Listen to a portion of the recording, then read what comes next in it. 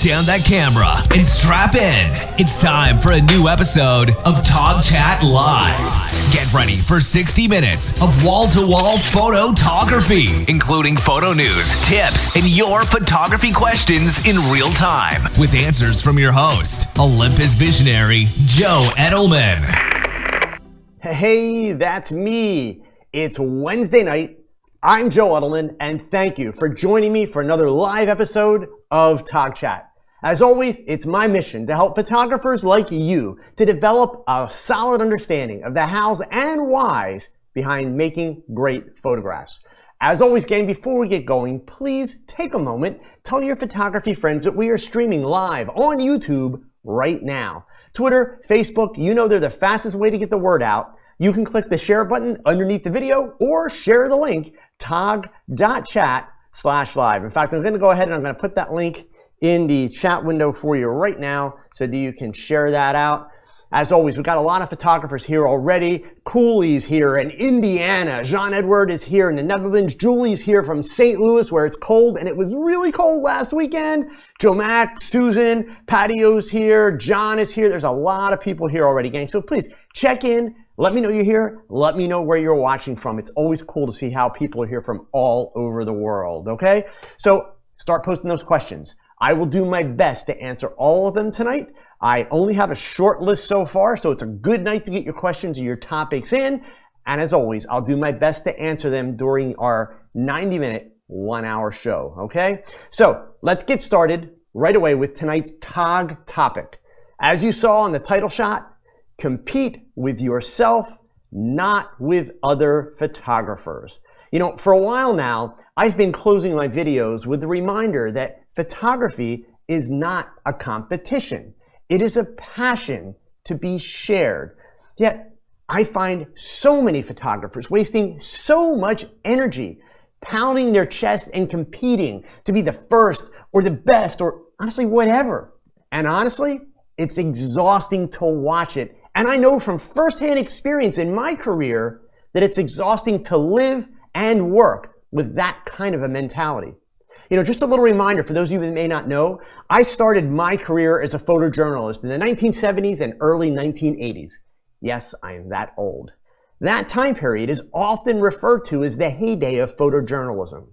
That's when newspapers routinely ran photos 6 columns across the top of page 1, or even half and full page images. Now, during that time, photojournalists competed for that prime exposure, and indeed, the competition, it was oftentimes cutthroat. Now, while that sense of competition still does exist in the shrinking world of photojournalism, there's no reason for it to exist in other genres of photography. Now, this was all brought to the forefront of my mind this week with the release of a series of photos, and I want to set my screen up here so I can share these with you. I'm going to show them to you on the Vanity Fair website. This is a royal portrait from the British royal family. You may or may not have seen these shots. So the first one is the more formal version that shows Prince Charles. This is to commemorate his 70th birthday with Kate and William and Harry and Meghan and the kids. And then the second shot is, I'm going to scroll down here, this shot here where everybody's laughing. Some of the folks are looking at the camera. Some of the folks are looking away. I happen to take a look at a Facebook group that I won't mention the name of the Facebook group because I have a lot of respect for many of the people in the group. But it's a Facebook group that I belong to. And this is what first brought this to my attention this morning.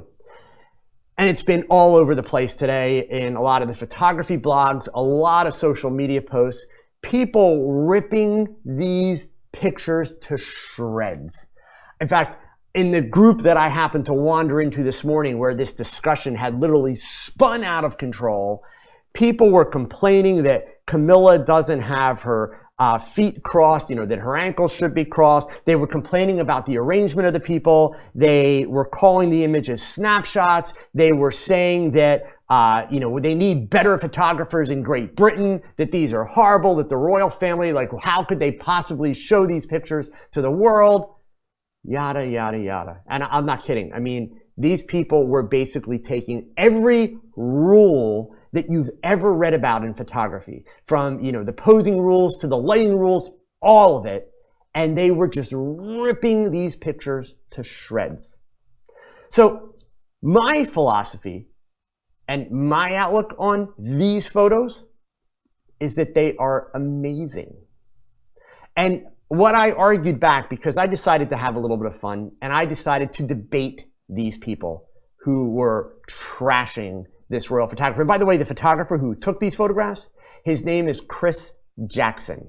He is a very well-known British photographer who is under contract from Getty Photos. He also happens to be married to Kate Middleton's stylist. So he's kind of got an in, right? But we'll get to a little bit more about him in a minute. I pushed back and I pointed out to these people that I think that they don't actually understand what makes a good portrait. Because what makes a good portrait is not perfect lighting. What makes a good portrait is not a perfect pose. What makes a good portrait is not following the rules. What makes a good portrait is an image that the subject can connect with and appreciate and enjoy and feel good about. And think about it. This is royalty. So we are used to seeing very formal, very kind of stick up your butt photos of the royal family, the queen, the prince, the princess, all of these people, because that is what for many, many, many years was expected. That is the tradition, right? But this photographer, Chris Jackson, what he's done here is he's created a set of images that, if you will for a moment, use just a little bit of imagination. These are images that, for the people in the photographs, the members of the royal family, more accurately reflect their experience, what they were going through and experiencing as these pictures were taken. In other words, these pictures for them are actually going to hold a lot more value. So I just also wanted to switch over very briefly here and show you Chris Jackson's website. In fact, for those of you that are interested, I will go ahead and I will paste the link to it there we go, into the chat window for you if you guys want to go take a peek. So he's been following the royal family, photographing the royal family for a very, very long time. And I'm not going to spend a lot of time going through his website because, of course, these are copyrighted images, but I want to point this out in all respect for his images. I think his photography is brilliant. Absolutely brilliant. Now, let me give you a little bit of full disclosure, complete background.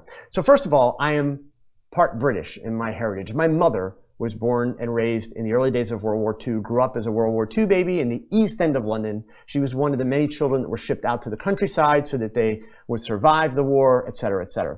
So I have family ties to Great Britain. I grew up with an appreciation for the royal family, et cetera. I'm familiar with those stuffy portraits of the royals. So as I look through the photographs that Christopher Jackson has taken, what I see is I see images that make these people very real. I see images that show these people laughing, feeling, with emotion, being real. In other words, they actually allow me to connect to these people. So the first thing, and obviously this part's a little bit off topic for tonight, but I would encourage all of you, if you photograph people, and even if you do it in a candid style, look at this gentleman's work. We've all seen the really formal, really uptight, stiff portraits of the royal family, the queen, the princes, the princesses. We've seen tons of those pictures. Here is a man that has become part of their inner circle. Good for him. His photographs give these people real life. His photographs make these people real. I think his work is outstanding. So yes, he has a luxury. That luxury is access, but he has earned that access. In fact, by the way, might I point out to you, since you all hear me talk about psychology so often, not to minimize and miss this stuff, is that Chiaris law? hey, if you don't like what I got to talk about, man, tune out. Go somewhere else. I got a message to tell. I don't need you to tell me when to move on. I'll move on when I feel like it. Now, back to Chris. His work has great psychological value. And part of the reason why, he went to school for psychology. So when you take those pieces and you look at his work, you'll clearly understand why his work has the kind of feeling and the kind of moments that he is able to achieve. Now, taking this to our topic, because obviously some people really don't care about learning. They're clearly here just to have an opinion. And Kiara's, just so you know, I don't care about your opinion. Let's get that straight. Here's the thing that you need to understand about competing with yourself, because all of the hubbub that came about from these pictures is people trying to put this guy's work down as if their work is better. And unfortunately, the Facebook group that was having this debate, and believe me, many of the comments posted on the blogs today, if I were to go line by line and look at the portfolio of these people that are trashing these photographs of the royals, these are people who barely follow the rules. Their work is really not that good. They don't have near the depth in their work that this gentleman does, or that most accomplished photographers do. So what they're doing is they're putting people down. They're putting people down because they follow rules, because just like the rules were intended to be used in the first place, if you follow the rules, you wind up with a picture that's good. Just good. Not great, not outstanding, not epic, but good. Good equals boring, right? Go back and understand the history of where the rules came from. The rules came from people that sucked. But if they followed the rules, they used statistics. If they followed the rules, they could create work that at least mimicked the great masters. And this is back in the art world, long before photography came along. So, this got me to thinking about this whole process of why do people do this? And of course, there's so much psychology behind that, and we don't have time even in 90 minutes to dig into all that psychology. So I want to cut to the chase of the advice. The fact that these pictures don't follow the rules, the fact that this photographer took these pictures, got paid money for them, yada, yada, yada, whatever, why should it matter to you? Why should it matter to you, a photographer in Kansas or New York or Allentown, Pennsylvania, or anywhere in the world? Why should it matter? It shouldn't. Because even if your work is better than this photographer's, the fact that he's the one that got to take those pictures means you are slacking on your marketing. You are not doing your job. And it's really kind of the same thing about, photographers bitching that there's some guy shooting a wedding for $500. Like it should be against the law for a photographer to shoot a wedding for $500. And for all of you photographers that bitch about those photographers that do the $500 wedding, you are just lazy SOBs. Yes, lazy. Why are you lazy? It's simple. Number one, we all understand that that photographer that's shooting for $500 is not going to make any money, not going to be able to pay their bills. They're probably not the greatest photographer in the world. But what you're overlooking when you do that complaining is you're overlooking the fact that there are people who can barely afford to pay $500 for their wedding photos. So by you sitting up on your high horse and saying, you shouldn't be able to do a wedding for $500, that's just wrong, you're also saying that people who can't afford photography should not be entitled to have photographs of the most important day of their lives. So, it's kind of a mind your own business thing, right? Like, those photographers that shoot for $500, they're not taking money out of your pocket because the customers they're getting are not people that would pay $1,000, $2,000, $3,000, $5,000, or $10,000. They're just not. So all this competition is not getting you anywhere. It's not about being the best. Look at my photography. Now, of course, the YouTube trolls will love this, right? I am not the best photographer in the world. I'm simply not. Trevor, thank you so much, okay? I'm okay with that. I understand that. In fact, I had a mentor make that very clear to me when I was young, that I was not actually an amazing photographer, because I was dumb and young and cocky, and I thought I was. And he pointed out to me very clearly, no, you're not all that. So what that did for me at a young age, it allowed me to make a choice. It allowed me to make a decision. I had to do some self-reflection. And I had to say to myself, is he right? Or might he be right? And if he is, or even if he's close to right, what do I do? Do I quit? Do I pack it in? Or do I realize, why did I pick up a camera in the first place? And why did I keep picking up a camera? You guys have heard me say many, many, many times, I pick up a camera because it gives me access. It gives me access to people. I teach because it gives me access to people. This past weekend in St. Louis, I got to meet quite a few of you who watched me here on YouTube. And it was awesome to be able to put a face to the usernames and to have conversations, real conversations. So photography for me is access to people, and I find people fascinating. So I had to make that decision. Why do I pick up a camera? Why do I want to do this? And realize that it's okay not to be the best. That all I could do and all I can control is to be the best that I can be. And then my challenge was when I decided, hey, I want to pay my bills with this thing. I want to have a career as a photographer. Then it was a matter of, okay, let's learn about business. How do I get people to pay me to do this? At first, it was a paycheck as a newspaper photographer. Then it was running a studio. So all the energy that you waste putting other people down, trying to make yourself bigger and better at someone else's expense, bitching about someone who's done work that you didn't get the opportunity to do. Why? What is the value to that? What value are you providing to the world? You know, and a lot of people came back at me in this Facebook group. It's like, well, it's my opinion and I'm sticking with my opinion. Well, that's great. But just remember, opinions are like a certain body part. Everybody has one. There's really not a lot of value to opinions. And so just to be clear to the person who I said earlier on, I don't care about your opinion, please understand that's why. If you have any history with me, you know my feeling on opinions. That wasn't a shot at you. That was understanding that, you know what, opinions, they don't help us. If there's a problem, let's solve the problem. The fact of the matter is, in the photography world, if everyone improves, if everyone succeeds, we are all better off for it.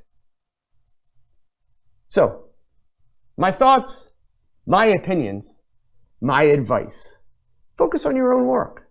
Focus on doing the best that you can do and save all that energy for your own work. And if you find yourself being jealous of somebody like Chris Jackson, because, hey, I won't lie, I'm jealous of him. How cool would it be to be Chris Jackson? It would be really cool. I'm very jealous. I can name a lot of photographers that I am jealous of, but I'm not going to let that jealousy impede what I do, because if I'm truly jealous, if it's really brewing and just, festering out of control inside me, then the only person to blame is me. That means I need to get off my butt and do whatever it takes to have the same kind of opportunities as that photographer, because that photographer earned those opportunities. That photographer worked their butt off to get those opportunities. It wasn't just given to him. It wasn't just handed to him. Chris Jackson is not the royal photographer because he married Kate Middleton's stylist. Certainly that's an excellent connection to have. He is the royal photographer because he has paid his dues. He has developed an outstanding portfolio. He has worked very hard to accommodate the family, to be there for the family, to know them and become a part of the family so that they enjoy having him there. That's the key. So take all that energy that goes into all of the complaining and the putting down and the competition, put it into your photography, and you will do amazing things. Those are my thoughts. All right, so a couple pieces of business. Let's move on, all right? Because apparently we have a few people that would much rather just have me do questions, all right? And we'll take care of that. So a couple things for you folks. Number one, last week, I mentioned a survey that I asked all of you to help me out with, and a lot of you came through, which I really appreciate. But I realize there's a good shot that I have some people here tonight that were not here last week. So if you were here last week and you already filled this out, no need to do it again, okay? But in the coming year, 2019, I just put the link, by the way, in the chat window for you. I am looking at a couple things. One, I've been asked about doing a book by a publisher. I'm exploring that possibility. I have not committed to that yet. But also, I have the possibility of doing some photo tours internationally around the world with a company that is going to work with me on the planning and all of those aspects. So got some questions in this photo education survey. Literally, it'll take you like 2 minutes to do this survey, but it would be very, very helpful if you could just take a couple minutes, fill that out for me, because it helps me kind of get a sense of what are people really interested in and how serious might the interest be, so that, you know, I'm not kind of wasting my time in terms of moving forward with trying to plan this out. And then the second thing that I have for you guys, which I'm going to ask for your help with here, let me grab, whoops, I'm on the wrong page, sorry. Let me just grab the link here. So I have a photograph, and this is a big ask. And for those of you that are outside the US, unfortunately, this is not gonna work really well for you. But my ask is this: I have an image that is down to the final round of voting with a program called Art Pop. And this is something that takes place actually throughout the United States, but this is a regional version of it. So it's here in the Lehigh Valley. And if you follow that link that I've just given you there, and you scroll down the page, let me bring it back up on my screen here, scroll down, you will see a photograph of mine that you should recognize. And if you click that, you can click on the Vote Here link, and then you go down all the way to number 32, and there's Joe Edelman. And then you hit Submit down at the bottom of the page, okay? If you wouldn't mind taking a moment to vote, if I am selected in the People's Choice voting, the image, shot on Micro Four Thirds, by the way, is going to be displayed for a full year on a billboard in Lehigh Valley. So I, of course, would love the opportunity to show the world that an image shot on Micro Four Thirds can look great on a billboard. So if you don't mind, give me a hand with that, all right? Voting closes tomorrow night. So if you're watching this after November 16th, don't waste your time. The voting is already closed, but the voting is good through November 16th, okay? All right. Questions. We ready? Let's try this. Okay, so I've got a couple that are lined up already. If you guys have some other questions, tonight's the night, because I don't have a long list, right? So I can probably get to your questions tonight. So let's scroll on down here. All right. So actually, it's a good follow-up question to my topic tonight. John had a question right before we came on tonight. And the question was, what are some ways that you can tell if you are beating yourself? And when I first read it, I kind of chuckled, and it's like, you know, you just got to be honest with yourself. But like, no, that's actually, that's kind of a really good question, because I think there's a lot of layers to kind of beating yourself, all right? Somebody's asking for that survey link again here. Let me grab that for you guys. Survey link right here. I'm going to give you a short version of it this time, but it's what you need. That'll get you there. And there you go. There's your survey link. Okay. So how can you tell if you're beating yourself, right?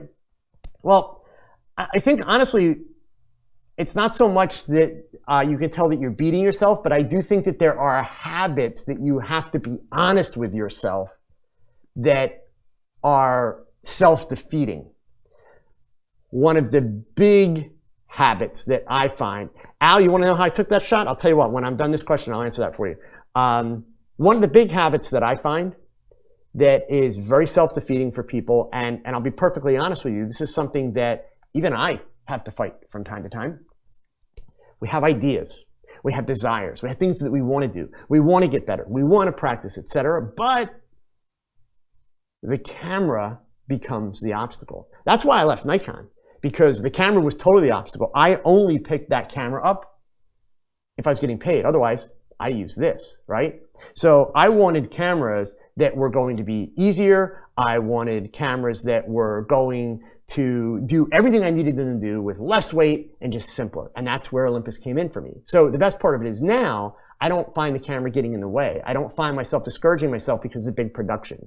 So the short piece is, one of the ways that you are being self-destructive to yourself is by making a big production out of everything you do. Feeling that every image that you take has to be epic. Of course, we want every picture that we take to be epic, but let's be real. Nobody gets every shot epic. They just don't. So the biggest thing is pick that camera up and get out there. In terms of the way you view your work, you know, you've got to be honest with yourself. If it's never good enough, so to say, okay, what you've got to do is you've got to look at it honestly and say, why is it not good enough? If you find yourself saying, well, it's just not enough, I just don't know what it is, but it's just not enough, then you are completely self-defeating.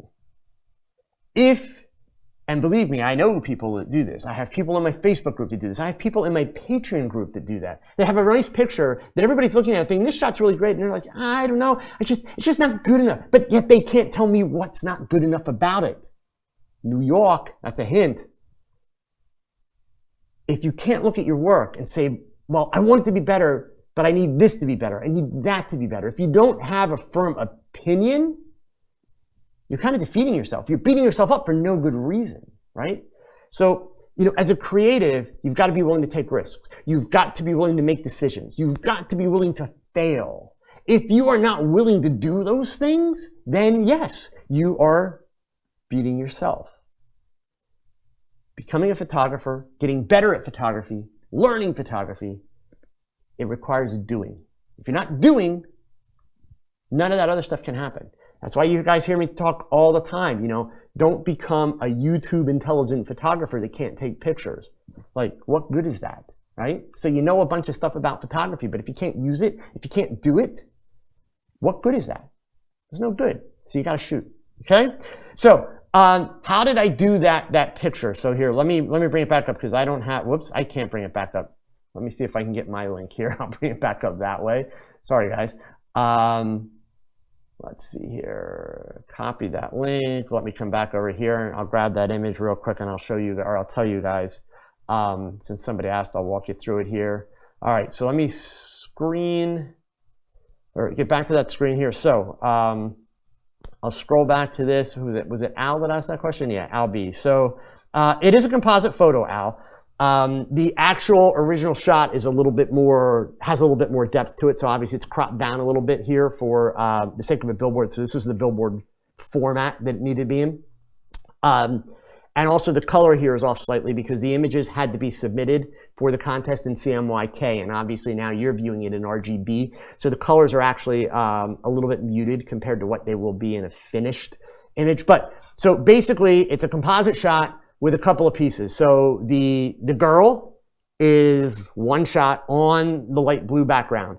What you see in the top of the sunglasses is the bottom edge of my beauty dish with a sock on it. What you see in the bottom of the sunglasses is a white piece of Walmart phone cord, okay? So that's what the reflection is. So all that is legitimately there. That is not added in post. The fact that it's symmetrical and all that, that was very carefully done in camera. The blue hair is a cosplay wig that I got on Amazon for about 15 bucks. So that was that stuff, some material around the bottom. Those sunglasses, if you pay close attention, you've seen them show up in quite a few things over the last couple of months. For another picture that I am planning, I have somewhere between 400 and 600 blue playground balls. You know, the plastic balls like they used to have at like Discovery Zone and that, the ball pits that kids could jump into. So I found these really cheap on Amazon and I bought a boatload of them for a shot that I would like to do some point down the road. But there was just something about this shot where I needed something extra for the background. And this was in the studio while I'm shooting, I'm having this thought process. Like, I love the way she looks, but I needed something extra for the background. So I had the idea of having the balls dropping out of the sky. That was the original idea. The balls were going to be dropping. So what I did is after I photographed her while all my lights were still set, everything was still in place, I let her go back to the makeup chair for the next shot and I took one of the balls and a wireless trigger. And so basically I would drop the ball, press the trigger, drop the ball, press the trigger. And I did several of them so that, I wasn't doing high speed sync or anything. So I was intentionally getting ever so slight a little bit of motion to the ball, just a bit. And again, as I mentioned, the original idea was to take one of those shots then, and I was going to lay them over, just composite them over top randomly in different sizes, and then potentially do like a vertical blur with it. The more I played with it, I didn't like the vertical blur. And in fact, the more I played with it, I was hating it. It just wasn't coming together. But I knew there was something about the balls that was going to work. I just couldn't figure it out until finally, it was literally like this last ditch idea. What I was about to do was I was going to shut the computer down, save the file as is, shut the computer down and come back to it like the next day. And I thought, I wonder what would happen if I merged all the layers of the balls together and just did like a radial blur. Now, the problem with radial blurs, if you ever tried them, they get really messy really quickly. And I was really afraid it was just going to look super cheesy.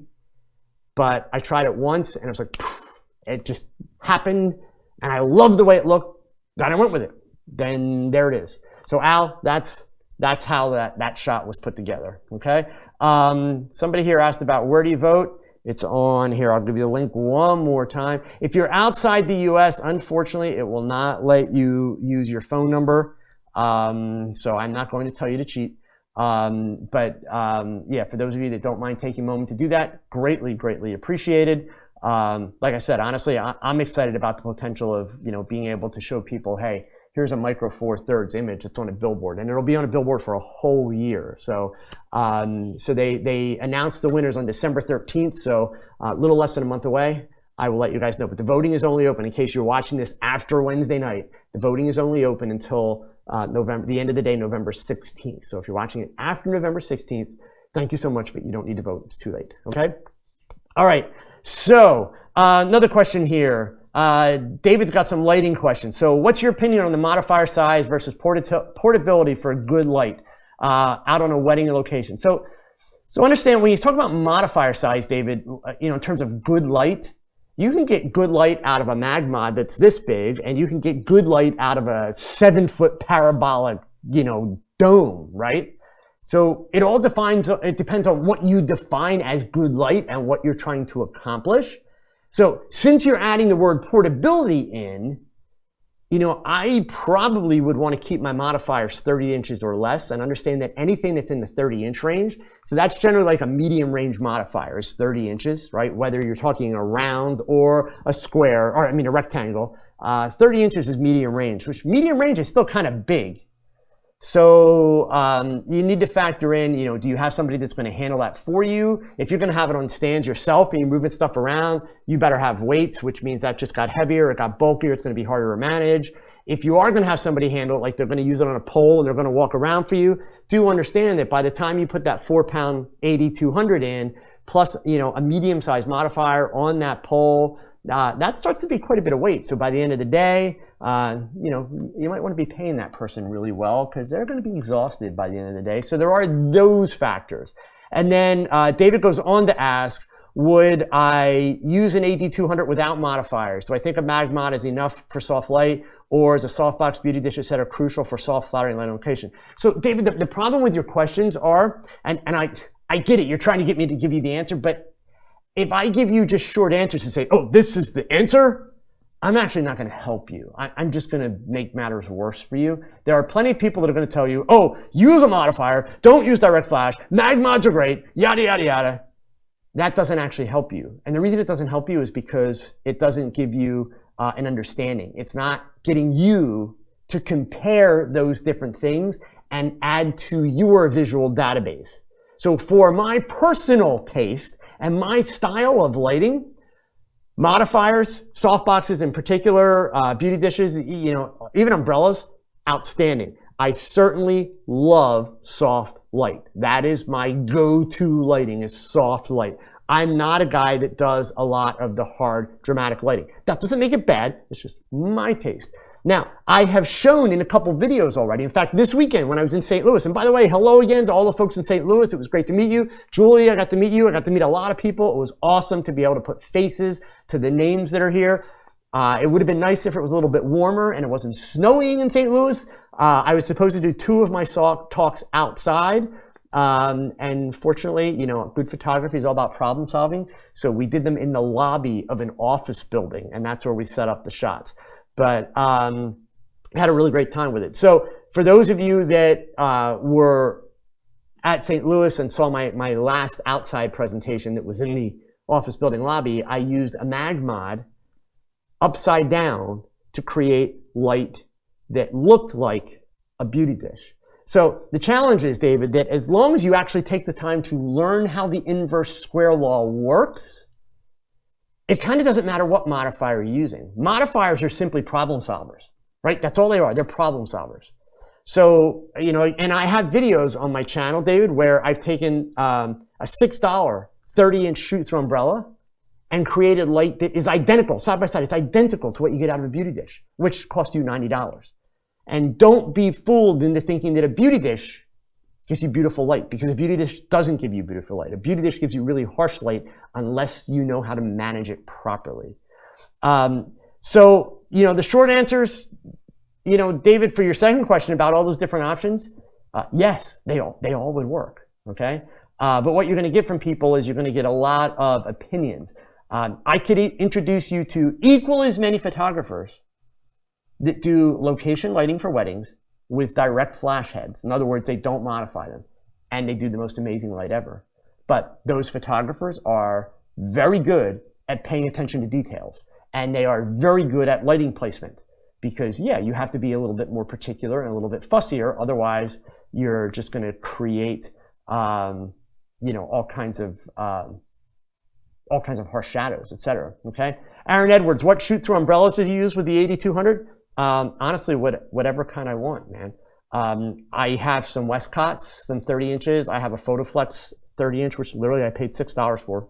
Okay, I've shown the receipt in a video. Julie Moose, you wish you'd seen the mag mod upside down. Can I do a video or post pic somewhere? So I have done a video. Let me see here. Let me find. Let me see if I can find the shot for you, or the video here where it's at, really quick, because I'm not going to lie to you. I don't remember which playlist it's in. I apologize for that. Let's see. Whoops, that's not where I wanted to go.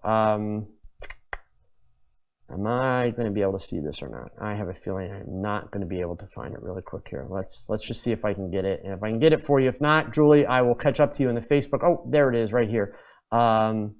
So let me get the link and I will post it. So this video, gang, in this video, I have the mag mod. Oh my goodness. I had the mag mod upside down. Okay. That one right there. That should take you to the link. The title of that video is Your Best Shot is a Mistake. That's the title of that video. Okay.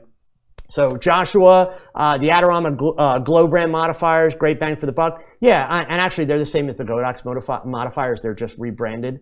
But yeah, they work great. The big difference between using, it's worth, this is a good point. Actually, Joshua, you just made me think of a really good thing. So I want to give you a little bit more in-depth information about something really quick, since I am way behind on getting the modifier series out. Okay, I promised you guys a modifier series this past summer, and I became a visionary. Things got really crazy, and the modifier series, it's shot, it's mostly edited, it's coming. But in the meantime, it's worth pointing this out, since you know Joshua made that comment about the Glow brand. There are a couple things that you gain and a couple things that you lose when you look at inexpensive modifiers compared to expensive modifiers, right? So I'm going to dumb it down for right now, just so that you guys are thinking about this stuff until I get this video series out, okay? Since it's my fault that it's running late. So number one, when you buy cheap, there are two things that you are sacrificing for sure. And obviously, some of the equipment manufacturers would like me to make that list a lot longer, but let's be fair. Just simplify it for now. The two things that you're overlooking. Number one, when you buy cheap, you're generally not getting the durability. That's a factor. Number two, and actually more importantly than durability, you are not getting the quality in the material. So the flip side of that, there's a company that if you guys follow me, you know that I'm pretty tough on these guys. And interestingly enough, I had a really good conversation with one of their sales reps and marketing people this past weekend in St. Louis. That company is Westcott. You guys routinely hear me complain about their pricing, right?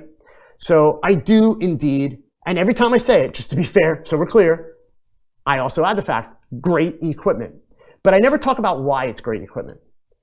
And to be fair, let me mention why, because this is the other half of, hey, if you're gonna buy cheap, understanding this is what you're dealing with.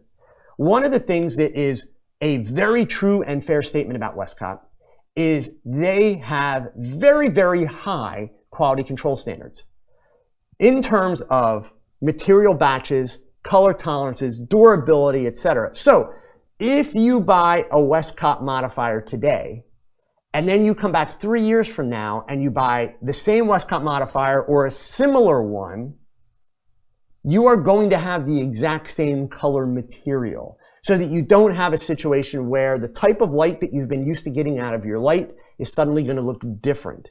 And you're going to find that that Westcott material ages much better than many of the other brands on the market, and especially much better than the cheaper brands. So, and that's something I don't point out enough and I don't talk about enough. And so to be fair, since I'm always so hard on them, I'm still going to be hard on them about price. I wish they weren't as expensive, but they do have outstanding quality control when it comes to the quality of the material, craftsmanship in general. But I also feel that some of the the lesser expensive brands have decent craftsmanship in terms of the build quality. But when it gets to material quality, that is a huge piece. And believe me, some of the more expensive brands that are out there are actually horrible when it comes to how well the material is going to hold up over time in terms of its color, etc. William, I won't make a comparison between Westcott and Profoto because number one, you guys know I don't do gear. Number two, you think I'm going to pay the money for Westcott and Profoto modifiers? What are you, nuts? Like, no, okay? I definitely, that's not going to happen. So I'm not going to be comparing gear. The only gear you're ever going to hear, camera gear you're ever going to hear me talk about, guys, like, come on, let's just keep it real, right? You're going to hear me talk about Olympus gear. They sponsor me. That's it, right? You're going to hear me focus on the same things I've been focusing on. How do you take great pictures? So even though I'll talk about Olympus gear along the way, I'm going to teach you how to take pictures. Go to somebody that lives in Connecticut or some other state for information on comparing gear. The fact of the matter is, William, instead of comparing for you, I would love to know why you think you need Westcott or Profoto. What are you shooting that you can't do it with PhotoFlex or can't do it with Godox? I'd rather hear that answer. And then let's talk about whether or not you really need to spend the money for Westcott and Profoto, okay? Because if I had to pick in terms of the modifiers, I will tell you this.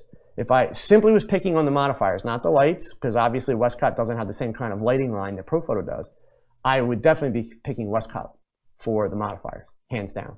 But again, it depends on how I'm going to use that modifier, what I'm using it for, etc. So there's a lot of other things to be considered. But no, I'm not going to do a comparison between two different brands. There's no value to that, okay? That doesn't teach you how to take better pictures. That just teaches you how to spend money. So, Cody LaFada, do I ever think of getting Godox Studio strobes, or do the 8200s work just as well?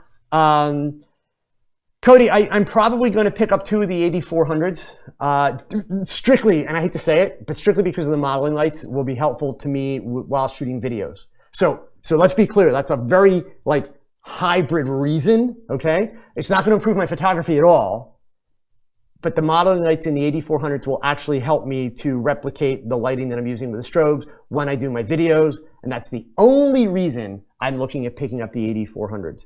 Other than that, the 8200s, more than enough. Keep in mind, guys, this is a studio space. If you go back and watch my video about my home studio that I'm in right now, the actual shooting space, 13 feet wide, 27 feet long, right? 200 watt seconds is more than enough light.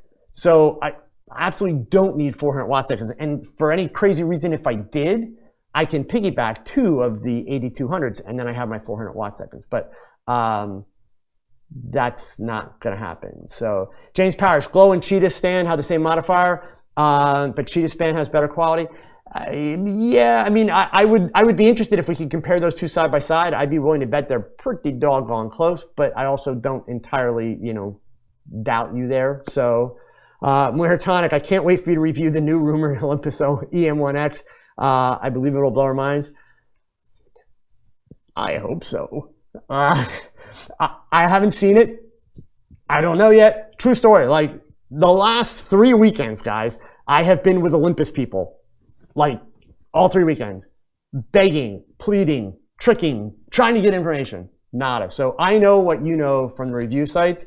I would hope that based on the things that I have heard from other Olympus visionaries, that if indeed there is a new camera coming, I would hope that I will get it a little bit early so that I can show it off to YouTube, when the camera releases.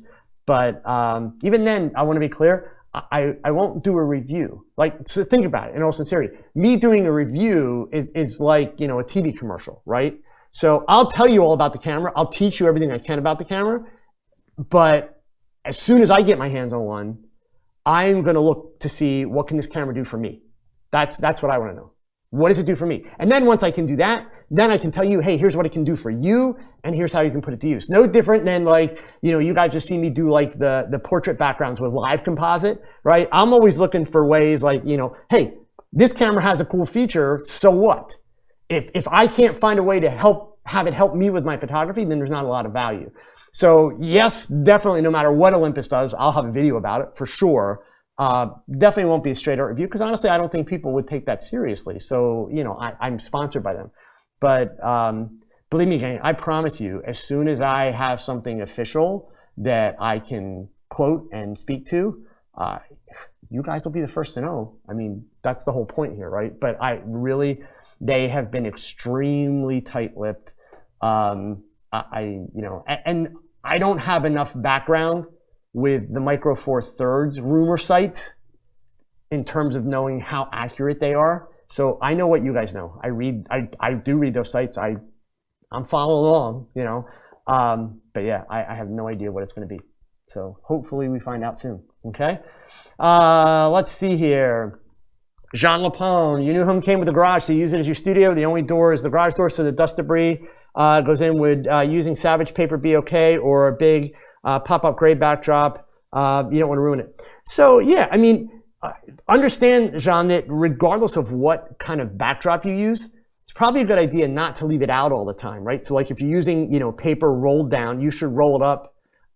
If you are using the collapsible backgrounds, collapse it, fold it up, etc. Same thing. I wouldn't leave it sitting out all the time because you're gonna have dust anywhere, right? So yeah, if it's a bit of a tough location like a garage where things are gonna blow in and out, yeah, I would simply make it a point to roll your backgrounds up.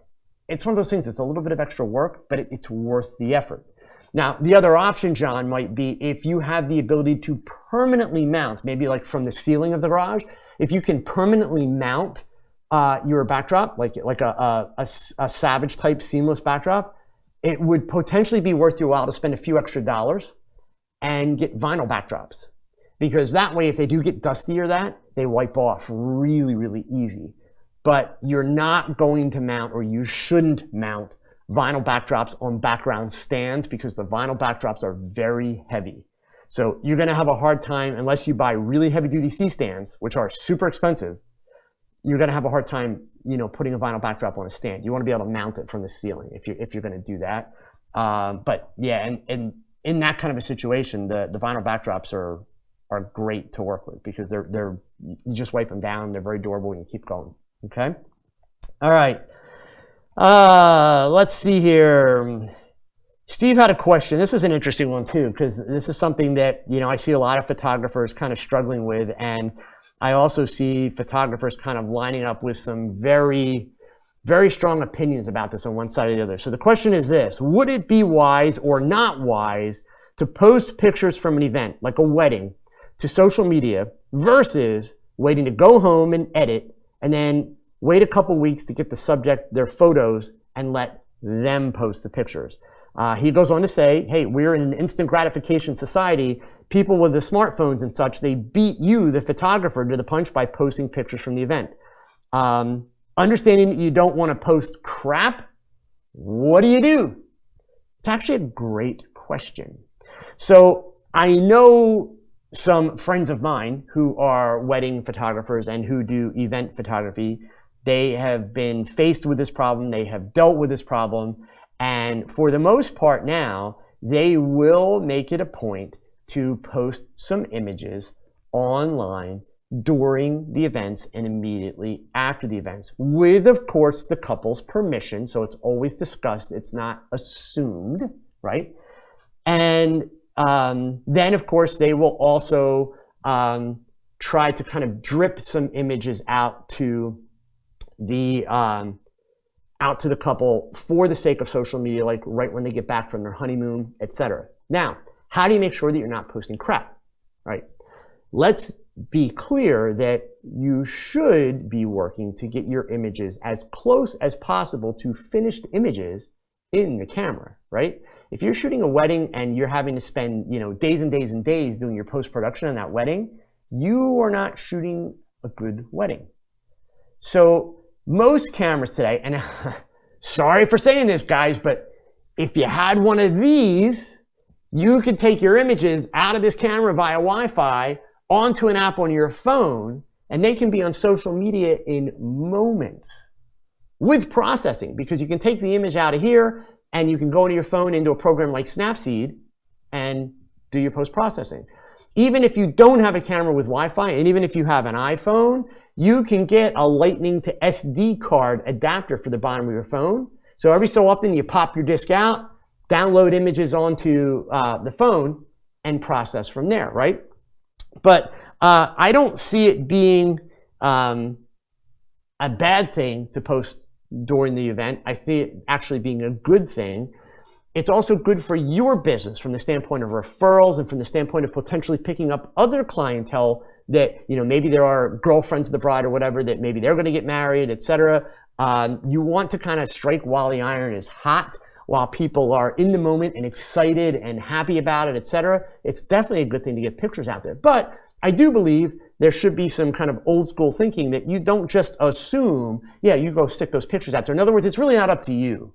You're being hired by the bride and groom. So you should respect their feelings in terms of, do they want pictures online right away, or would they rather wait? They may want to be the first people to see their photos.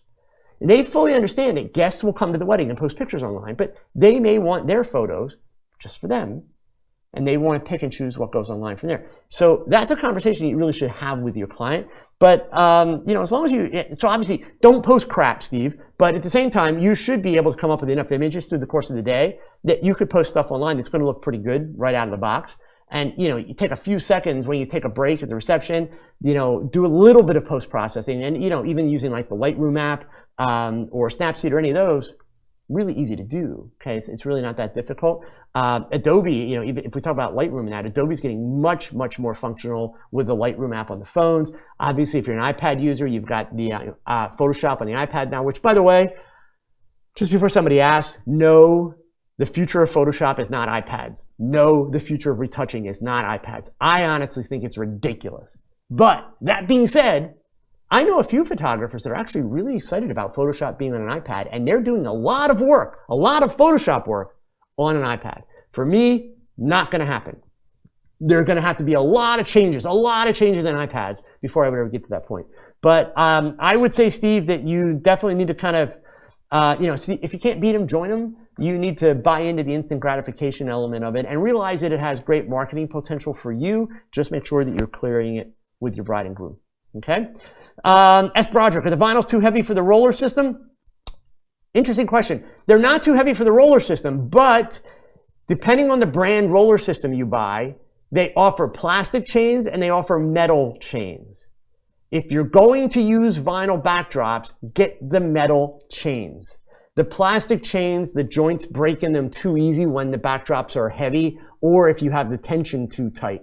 So with a vinyl backdrop, you've got to keep the tension fairly tight. Otherwise, once you start to roll that backdrop down and it starts to gain critical mass and weight, it literally will just unspool the whole backdrop really fast. which means that when you go to put it back up, there's a lot more tension on that roller than you would have with a paper backdrop. So yes, and that's a great question, Sean. I would definitely encourage you, if you're going to go with vinyl, make sure, and you're using the roller systems, make sure that you're using the metal chains. The plastic chains, you'll just keep breaking them. I've had that experience, made that mistake, had to switch over to metal. So let's see, Kara's Law had Bowen's lighting equipment for the last 10 years. Being they're no longer around, should he keep them or invest in new lighting equipment? Well, I mean, if they still work, keep them, right? I mean, if they're working and they're getting the job done, there's no reason for you to change. If it's a matter of you've got one or two that went down and you need to replace them, well then certainly now, it's worth questioning. Maybe do you go out and do you look for used Bowen's gear that's in good shape, buy it inexpensively, knowing that maybe you won't get as much of a life out of it, but it's at least going to allow you to keep working in a way that you're comfortable working?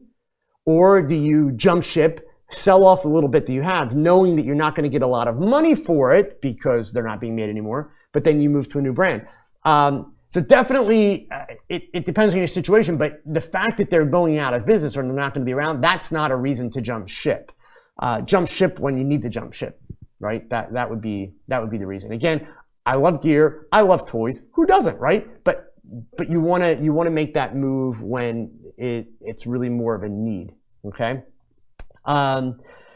Sven, I wonder a bit of what heads to use on the 8200 for use inside of Eric's softbox. You're looking at the round head, but I have a feeling it's just gas over the small reflector. So actually, Sven, I wouldn't use either of those in a softbox. So if you're shooting with a softbox, you want to use the bare bulb, which comes with the 8200. That's what you want for inside a softbox. Definitely not the round head. The round head, folks, the round head is cool. When the round heads were first announced, I thought, oh my God, like, yeah. And then thank goodness before I went and pushed the button to buy, I was going to pre-order like at Adorama or wherever it was. Before I went and pushed the button, I started thinking it through a little bit more, and I realized, like, I don't really have a use for those round heads. So they're nice, but honestly, I think what Godox did was brilliant. Godox realized that everybody was going ooh and ah over the ProPhoto speedlights. What is it, the A1 or whatever they are, okay? And said, ooh, we could make one of those really quick, and people will buy it like crazy because ProPhoto just did it, and everybody's like, woo! But if you think about it, the fact that ProPhoto is a round head is not what makes it special, right? So I think Godox was really, really smart at coming out with that round head. There are certainly people, that will love it, but for me, I realized, like, yeah, there's nothing that I'm doing where that round head gives me any kind of a benefit at all, none. So I did not place the order, and that's the thing. But yeah, softbox, bare bulb, that's going to be the most efficient light out of your softbox is what you're going to work with there. So, so let's see here. Stefanski, do I still shoot with the Interfit Honey Badgers? I don't. No, I've explained that a couple times, but that's okay. I decided to go all wireless and also decided to go with one brand. So as you know, I travel a lot and I teach and I shoot on location when I do these demos. So I was working with the Honey Badgers in the studio, and then I was going out and traveling and then working with the 8200s, and it's like, okay, I'm having to think about my gear. I hate thinking about my gear, period. So I knew that Interfit was coming out with they call it the Honey Badger Unleashed. That's the lithium one, which looks awesome, by the way. But I really wanted to simplify things. I have a lot of respect for what Godox is doing with their system. I've been traveling with the Godox 8200, so I just decided, you know what, it's time to cut the cord completely and go really portable. So I am Godox all the way around now for everything. That way, when I travel, I just pull 4 of the heads out, drop them in the case, I'm out the door. So yeah, I mean, I like the Honey Badgers. If you're looking for studio strobes, etc., I would absolutely recommend them. I think they're great, but for me, it was just a matter of wanting to go with something that was smaller and portable. I realized it's like, hey, I did this with Olympus and my cameras. I should be looking to do this with the lighting. I mean, why not? I'm getting to the point now, especially with all the traveling I do, it's amazing how much I can travel with in a really small, set of bags and cases. And I'm not sacrificing usability when I get to my location. So I'm really happy with a lot of the advancements that have been made in this stuff, okay? Sven, you got one of the AD200 extension cords? They're really nice, and they're also great for being able to use the actual body of the flash as a counterweight on a stand. So I really like that. So Jean Edward, the last time you briefly said you had a new compact tripod. Can you tell us about it? I do. Okay, so actually it's sitting right here, Jean Edwards. Wow, like, did we plan that? That was pretty good. This is it. So I got to use it for the first time this weekend. Like, got to really test it out. It went to St. Louis with me. So you can see like how small this thing is, right? Like, it's, you know, this is an Acrotech ball head on the top. So the actual tripod itself, let me take the ball head out. And it does come with a Benro ball head, which is perfectly fine. But I'm not gonna lie, I love me my Acrotech ball heads big time, right? So yeah, so that's the whole tripod, like super, super small. This is a carbon fiber one, and this is the biggest of their series. They actually have some smaller ones, right? So the downside, if you will, you have more sections to extend because it's that small, right? The upside is that once it's extended, it's like super sturdy. So, you know, if I was doing scientific work and I needed stuff to be like incredibly still, yada, yada, yada, then I might be in a situation where it'd be like, okay, I want a heavier tripod. But given how often I use tripods, or should I say how often I don't use tripods, I wanted something that was going to be sturdy enough for my lighter cameras, still be allowing me to work at eye level. Because keep in mind, by the time I put the ball head on it, this is just above eye levels where I'm working at now, right? So this is a tripod by Benro. It's called the Benro Tripster. I am going to mention it in a video in a week or so, and I'll you know, talk a little bit more about it. It's extremely versatile. The legs also have the typical Benro locks, so you can, you know, bring the legs straight out. So even if you like, you know, do the hiking thing, the backpacking, you know, all that stuff, it's just incredibly versatile, which I really love it. So, and of course you can't beat the size, which is great. Carbon fiber, they also have it available in aluminum. The carbon fiber, obviously, super, super small. Spinning wheels photography, there's a video coming next week about how I travel. What I put my cameras in, the 3 different cases I use for cameras, depending on where I'm going on a trip, my lighting gear, all that kind of stuff. So, coolly, does all of my equipment go under the plane? No. So when I travel to do these weekend events, like in St. Louis, I checked 2 bags. One is that Pelican equipment case, which is all my lighting. So that's my studio in a case. 4 stands, 4 lights, everything I need to go, umbrellas, the whole bit. And then I pack a suitcase, a third of it, so it's a medium-sized suitcase, right? So a third of that suitcase, barely a third, is my actual clothing and toiletries. All the rest of it is props and modifiers and stuff like that. So Ronald, can I post a link to purchase a tripod? In fact, Ronald, I'll do you one better. Let me just get it up on the screen here, okay? You guys know that I talk about Hunt's Photo and Video in New England quite a bit. So the folks at Hunt's were kind enough, Gary Farber up there, who does so much for the photography industry, they were kind enough to give me a link to get a $30 discount on that tripod. So I'm gonna post this page on my website, okay? It's right here. This is my discount page. Whoops, my discount page. So if you go to that page, scroll down to the gear discounts from Hunt's Photo and Video, you'll see it's the first one. It's $30 off the Benro Tripster tripod, and that'll take you to the page on their website. The folks at Hunt's are awesome to work with.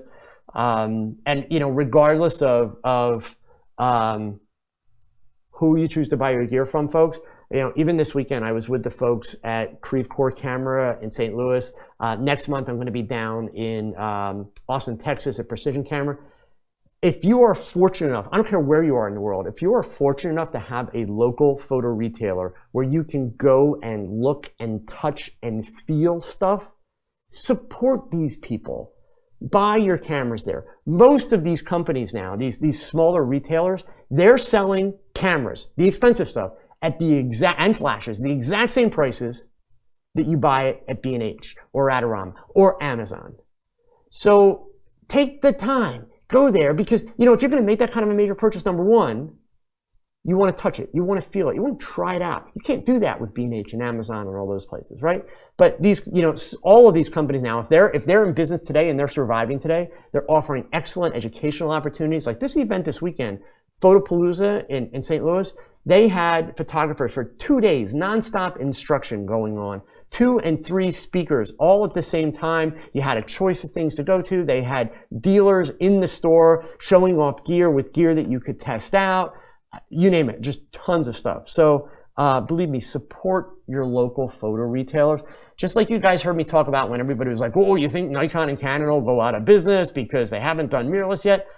I don't want to see any of these people go out of business. It's bad for our industry if we lose these local retailers. It's really bad. So seriously, support them and take the time to realize that these companies have a lot to offer you in terms of education, in terms of support, in terms of service. So I strongly suggest checking into them, okay? Stefan, what software or service do I use for live casting and split screen share? I am using the most expensive, worst piece of junk software in the world. Can you tell how much I like it?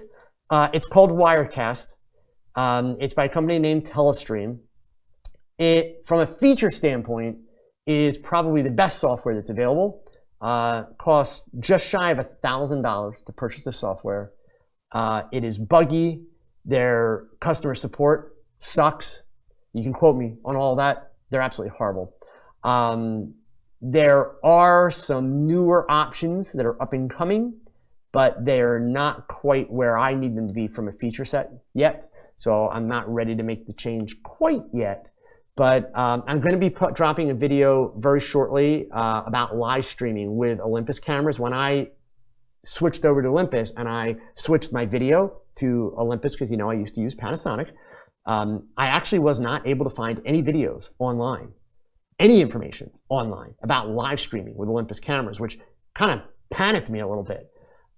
So I had to do all my own research and kind of work out all the details to do it. And what I learned, it's actually easier to live stream with Olympus than it is like most other cameras. It's so freaking easy.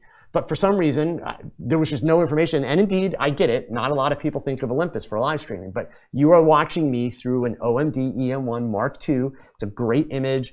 Oh, Life's Beautiful. The trips. Sorry, let me come back to it. The Tripster is on its way to Hunts. I know for a fact they've ordered them. They will probably have them in either later this week, beginning of next week. So if you bookmark that page, they're coming. It's a brand new tripod. I mean, I'm not kidding. I bullied the folks at Benro to give me one. I wanted to try it. So yeah, this was. These are not in heavy supply yet. I'm not even sure if B&H and them have. B&H probably has them, but yeah, the folks at Hunts, they did place an order. They're on their way. They've been shipped to them. But as soon as I saw this, I knew, like, with all my traveling, I absolutely wanted this. When I do tethering, when I do these demos, I can't walk around with the camera because otherwise everybody that's in the audience is getting motion sickness as they watch the live view shaking all around, right? So I have to take a tripod. And you know, last weekend I was in a camera store, so certainly I could have borrowed one, but it's just nicer to have your own gear, work with your stuff, etc. So Hunts does not have them in today. They'll have them in very shortly. So bookmark that. You can definitely, you know, go back to it. So anyway, Stefan, do I have any recommendations for alternatives? There's one called Ecamm Live if you are a Mac user. It's not available for Windows.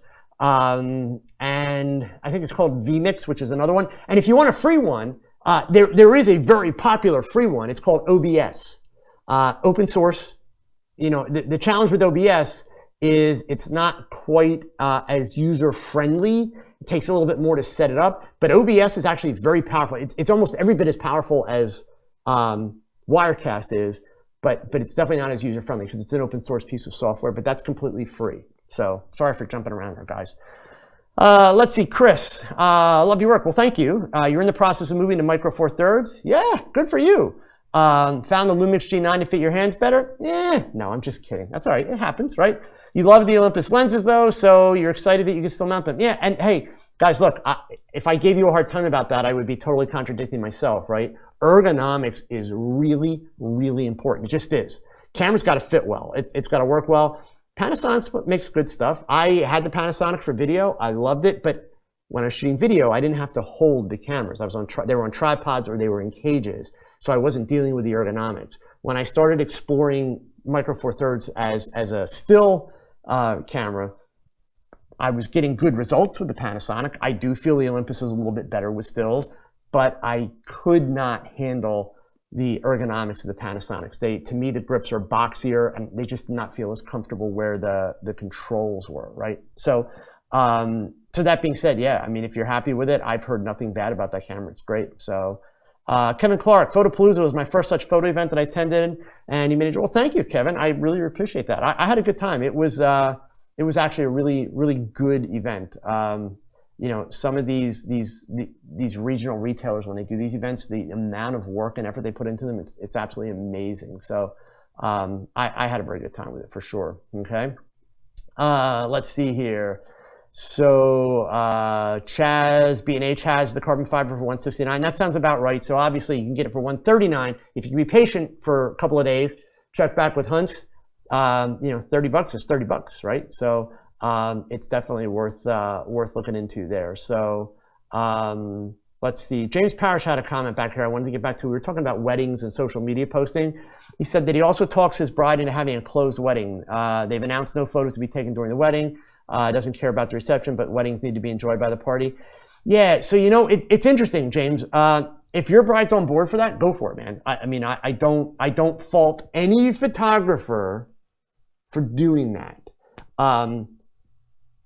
All photographers will hate me for what I'm about to say, so don't shoot me. I'm just the messenger, okay? That whole idea about being present and not using your phone, there's a whole bunch of science that has been published in the last year or so that says that's not actually true. In fact, it proves that it's not actually true. The act of taking the pictures actually gives you better and stronger and longer lasting memories of the event. I know photographers don't like that. I get it, and you know, I'll admit, emotionally, I'm on the side with the photographers there. And it's not so much that it bothers me, like if I'm doing a shot down an aisle that there might be an iPhone sticking up. Hey, if that's part of what's happening, I'm cool with that.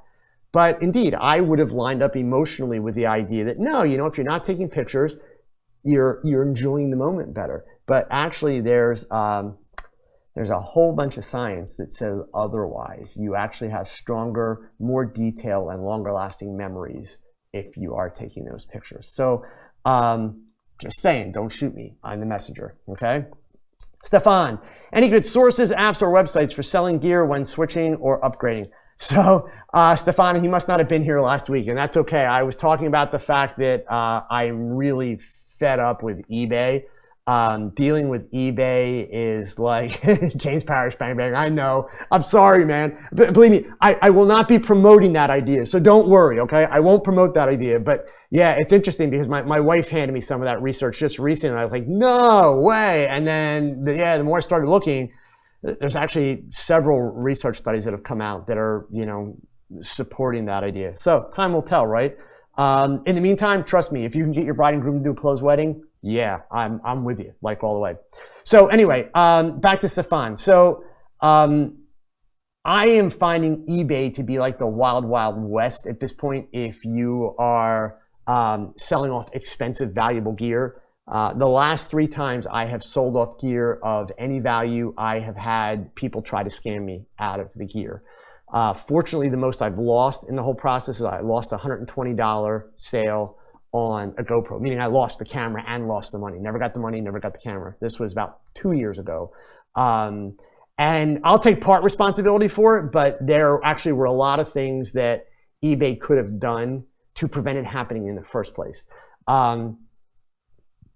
Here's my mindset today. If I had gear to sell today, I can tell you after all the BS that I've dealt with eBay, I literally would walk into a camera store.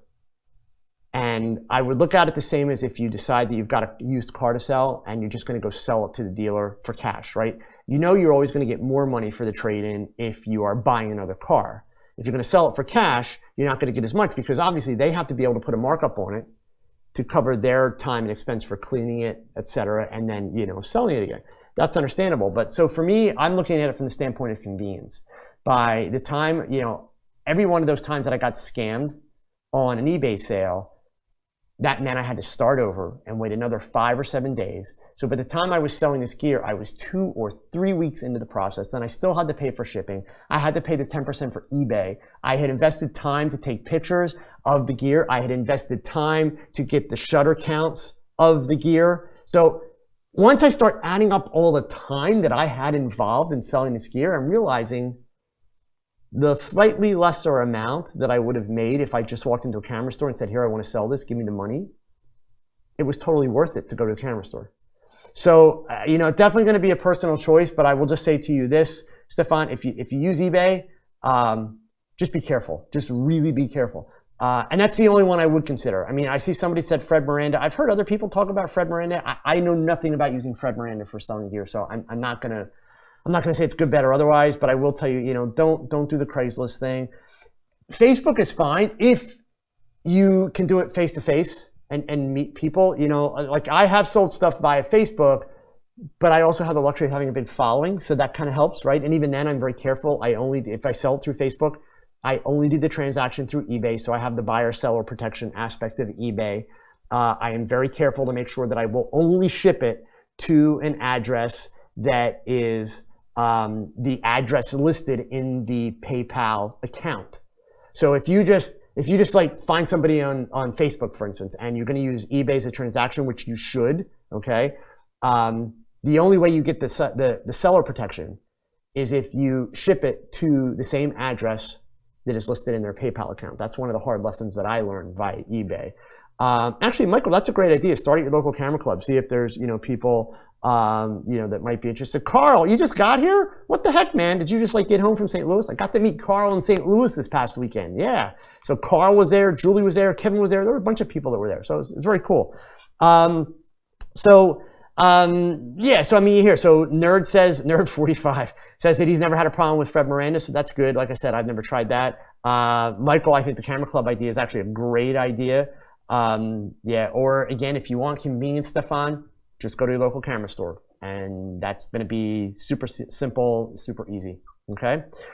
All right. Another set of questions here. Also from Michael. Oh, okay, Michael. So you just commented on the camera store. I have your question from earlier. Photographing a small group, 3 to 6 people. Think straight up like family studio portrait for a church photo. Michael, I think you put this in last week, but I don't think I got to it. So if I did answer it last week, I'm sorry, but I don't remember it, and I forgot to mark it as checked. Sven, yes, there will be Zoom this week, so be there. Okay.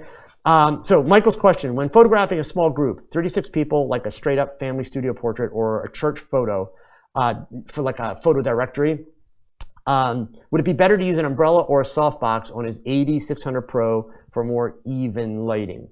So first of all, the 8600 Pro, that's a big old light, right? Okay, but honestly, I would go ahead and I would use the umbrella if you can, because the umbrella is going to throw more light around, which is going to give you softer, simpler light for doing a group. Just that simple.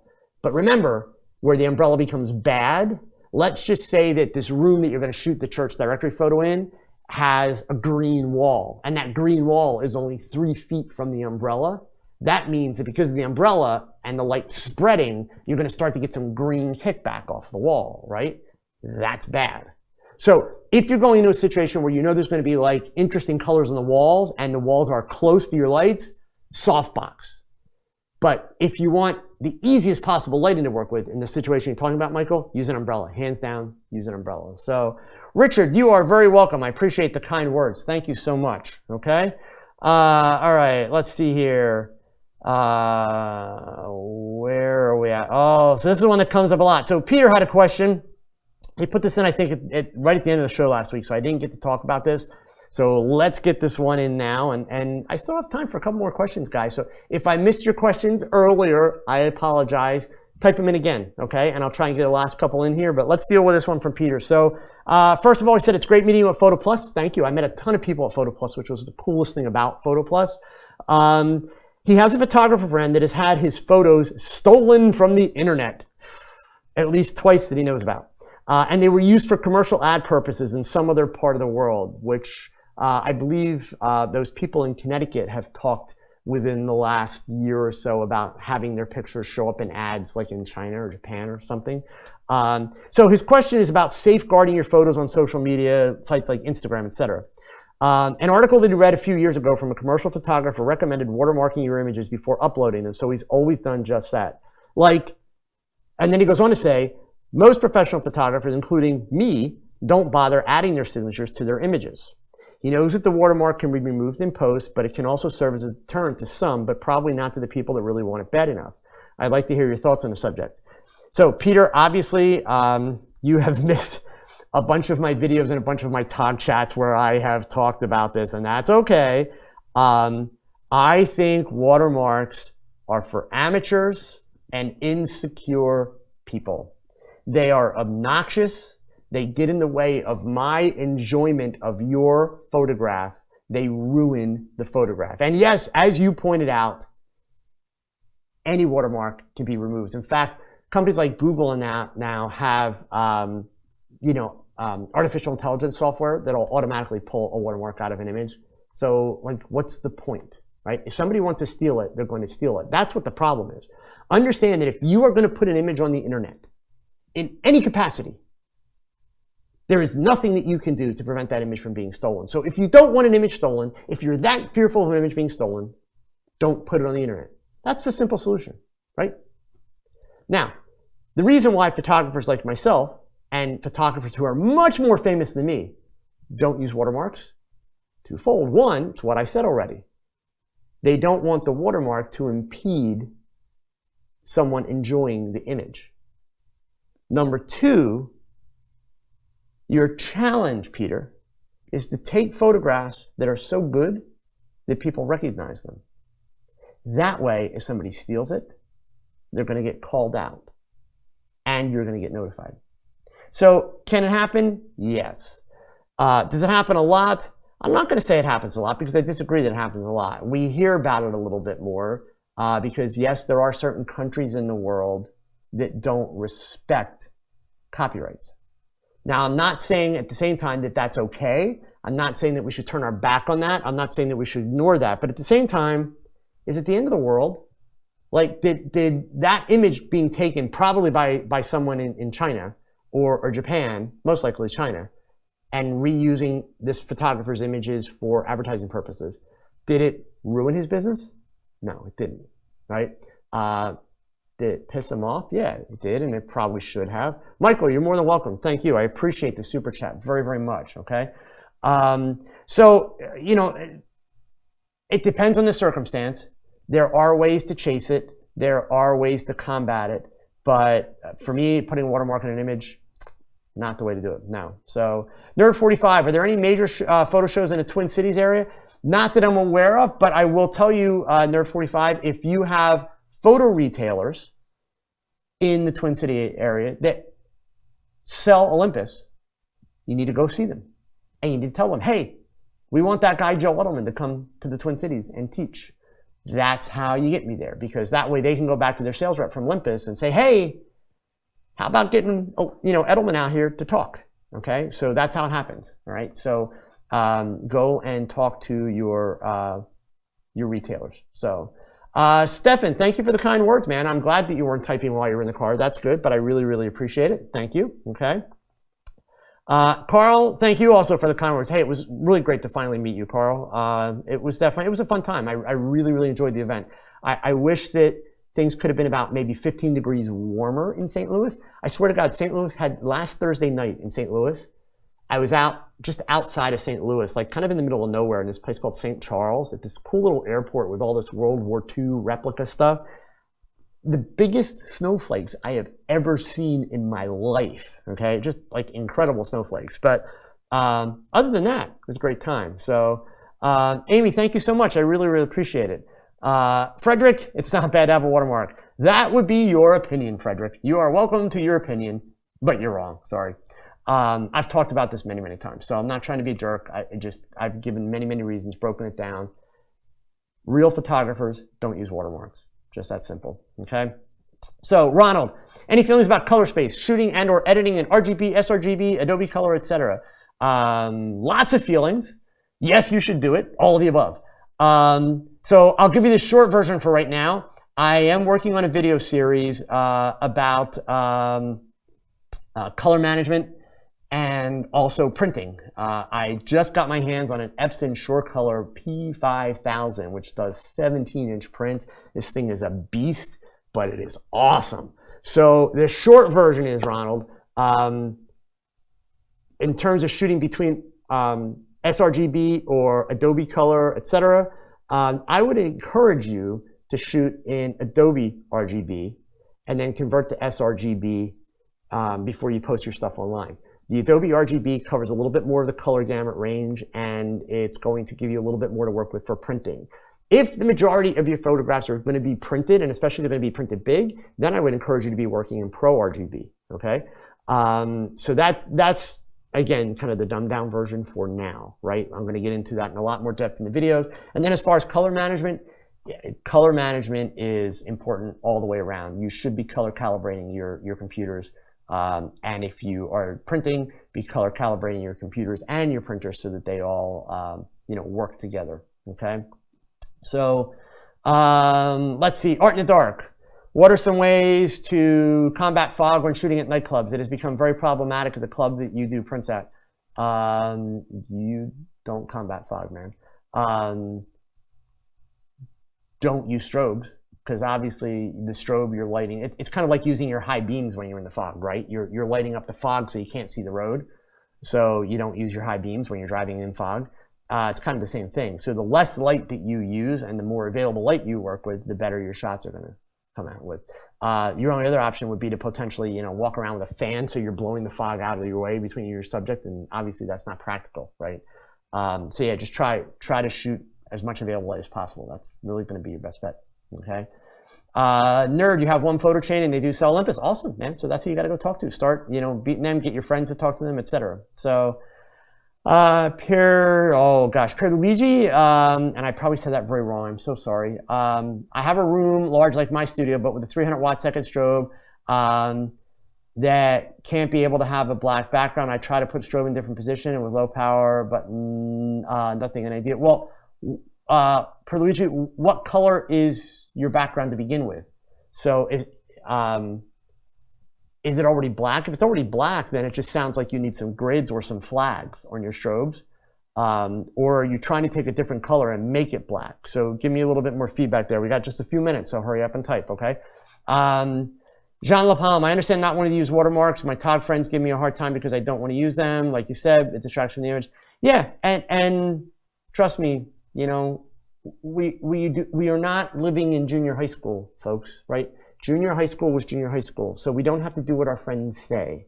The whole peer pressure thing, come on, like that's what I was talking about in the beginning of tonight's show with competition. So good for you for holding your ground, ignoring your friends, doing your thing. Let people appreciate your photography. Let yourself appreciate your photography, right? So I'm with you there. So Chess Madge, if you shoot in RAW, then there's no color space until you use a RAW converter. It's then you apply the color space. Yes, Chaz, you're getting fussy on the details, but the point is you still set it in your camera. It's a good habit to get into. Guys, I appreciate the small correction, but Chaz, the fact of the matter is, set it in the damn camera. Because there will be times where you might shoot JPEG, you might do otherwise. It's habit, it's thinking, think through the process. Cameras are designed the way they're designed intentionally, right? And it's also has a lot to do with psychology. It's ergonomics and its function that help you remember to do the right things. It helps you create a system. So you're right, technically, you don't have to do any of that crap until afterwards. But that's actually pretty stupid. You should be thinking about the color space. You should be thinking about the color profile. You should be thinking, is it going to be monochrome? You should be thinking all those things when you take the picture, because that's exactly what we used to do with film. And the simple fact of the matter is, don't set yourself up where you're just snapping pictures and saying, oh, I'm going to correct all this stuff and figure it all out after the fact. That is not the way to approach things. Be a photographer. Do it in the camera. Boom. That's it. Okay? So, let's see. Germano, is it normal the screen looks more yellow when you calibrate the monitor? I wouldn't say that it's normal. It may look more yellow than where it was before. So probably one of the best things for you to do, Germano, is do your color calibration. And if you're thinking that it looks very yellow, what I would encourage you to do then is finish an image, make a JPEG of it, and then also send that image to your phone, right? Especially if you have an iPhone. Sorry, I'm not trashing Samsung or any of those, right? But I'm just saying here, okay? So, and then compare what it looks like on your phone and see if it looks normal there. It may simply be that your screen was way too blue before, and then after you're color calibrating it, it is, looking more yellow. So obviously, without me seeing your screen and the before and after, et cetera, it's very difficult to say, well, it's going to be this. There's been plenty of time where I have color calibrated my screen, and right after I've calibrated and I looked at the screen, it's like, that looks really different, and not necessarily in a good way.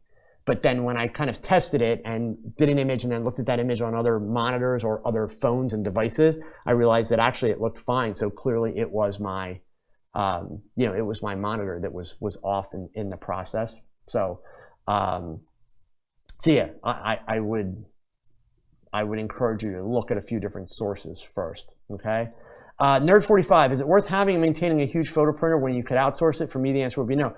And frequently that's the case, Nerd. I am going to do a video beginning of the year after Christmas about printing and about why actually I think you should print, even if you don't do it yourself. I think the idea of printing, unfortunately, is becoming somewhat of a lost art, and it's a shame. But the interesting piece of it is maintaining a printer, that phrase, it's not as expensive as you might think. While beginning to research my printer and talking with the folks at Epson and talking with the folks at some of the different paper companies, and really getting some good inside information about printing and printing techniques, I learned some very interesting thought processes that were very counterintuitive to the way that I used to look at printing, because I used to do all my own printing kind of back in the day. It's been about 6 years since I owned a printer. So I was actually very pleased at some of what I was learning to realize that it was really my fault in the way that I was approaching it and the way that I was using the printer. So a big part of what I'm going to be looking to do is to kind of try and demystify some of the printing aspects of it. Yeah, there's nothing wrong with using a lab. Bottom line is make prints. Prints are great. That's kind of really what it comes down to. All right, so last question here. I got Perluigi to give me this information, so I'm going to do it. So he has a white wall and he uses a black background, but he wants only the subject illuminated. He's using a 90 centimeter Octabox, which is huge. Yeah, so basically the way you're describing this, Perluigi, you need some grids or a flag. So grids are going to go in front, over the front of the softbox, which are going to narrow the spread of the light. Or you simply, like, if here's your background and here's your light, you're going to put a flag in between it, which is basically just like a black reflector in order to prevent the light from hitting. That's really all you need to do, okay? So yeah, I mean, that's going to be your best. Oh, Pierre. All right, Pierre, cool. Thank you. I saw that now at the end. Yeah, so flags or grids, that's going to be your best solution, and you should be fine. Jean, to prove a point, you often do JPEGs in camera, so you force yourself to get it right in camera. Yeah, well, you guys saw the video that I did a couple weeks ago where I shot a paid assignment for Olympus in JPEG, just to prove that, you can do it. I will agree that it's a personal choice. I will also still say, if you're smart, shoot RAW. RAW is definitely the way to go.